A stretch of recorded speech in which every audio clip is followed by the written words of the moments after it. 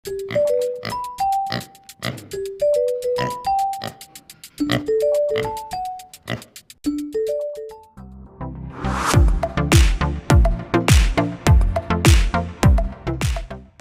हमें ये बताएं कि मिनरल्स क्या होते हैं और ये हमारे पिग्स के लिए क्यों इम्पोर्टेंट होते हैं? बिल्कुल। देखिए हमारे फीड में मिनरल्स का होना बहुत लाज़मी है, क्योंकि देखो जो सूअर का शरीर होता है उसमें पिग्स की बढ़ोतरी के लिए मिनरल्स का होना लाज़मी है, इसमें कोई दो राय नहीं है।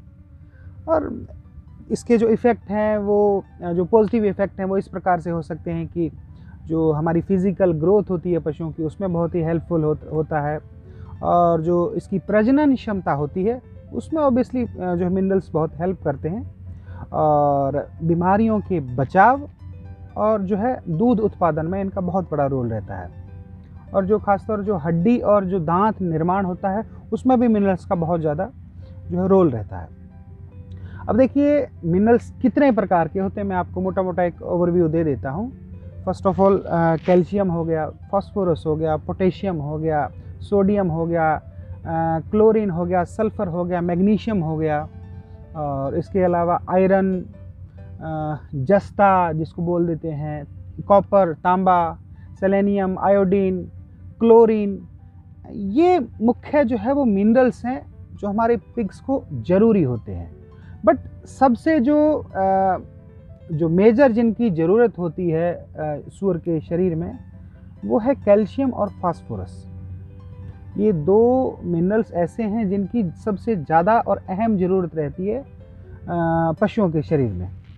अब कैल्शियम की बात माने तो कैल्शियम एक स्वाभाविक सी बात है कि दूध उत्पादन में और जो है वो हड्डियों की मजबूती के लिए कैल्शियम ऑब्वियसली ज़रूरी रहता है। कि अगर कैल्शियम हम पशु को ना देते हैं जी। या नहीं दे पाते हैं तो उसके चलते हमारे पशुओं में लंगड़ापन भी आ सकता है, या फिर आप ये समझ लीजिए कि पशुओं को जो है वो हड्डियां फ्रैक्चर होने के जो है वो चांसेस बहुत ज़्यादा बढ़ जाते हैं।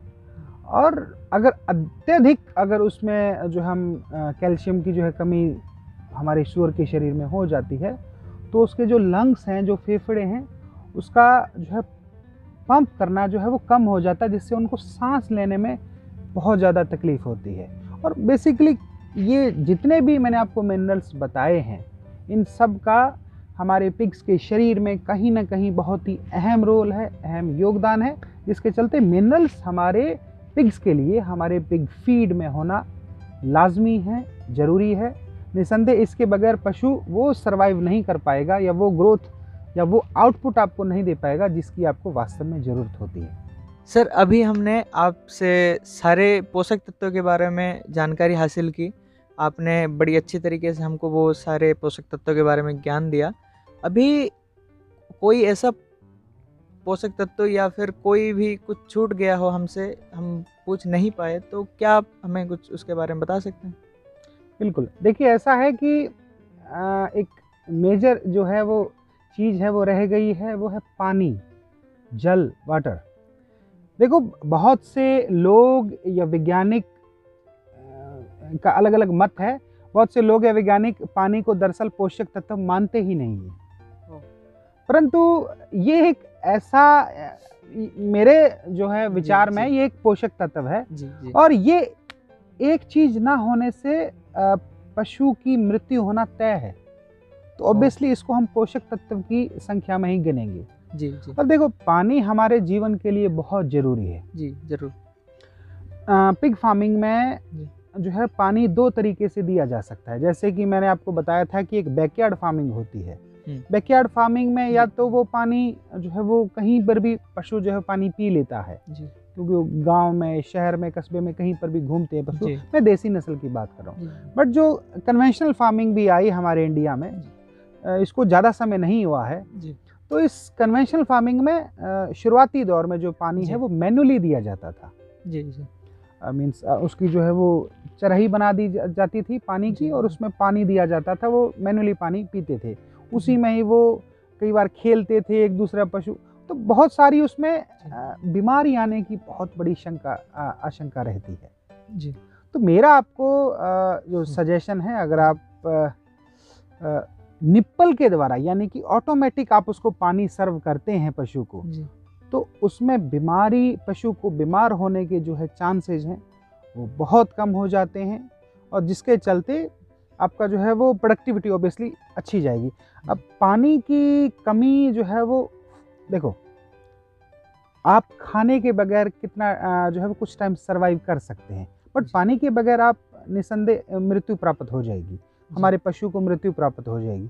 जी, पानी की कमी से जो हमें कुछ लक्षण या दुष्प्रभाव देखने को मिलते हैं, जैसे कि उसका डिहाइड्रेट हो जाना, पशु डिहाइड्रेशन में चला जाना, या फिर वो स्ट्रेस फील करना या एग्रेसिव हो जाना। देखो जी। बेसिकली जो हमने ये ब्रीड इन्वेंट की है या ब्रीड जिन्होंने भी बनाई है, जी, ये इस प्रकार से बनाई है कि एक दूसरे से जब हम फार्म में जाते हैं तो हम उनको बढ़िया तरीके से समझ पाते हैं और वो हमें समझ पाते हैं, वो हमें डराते नहीं हैं, या फिर वो इस तरीके से ब्रीड बनाई गई है कि हम जी।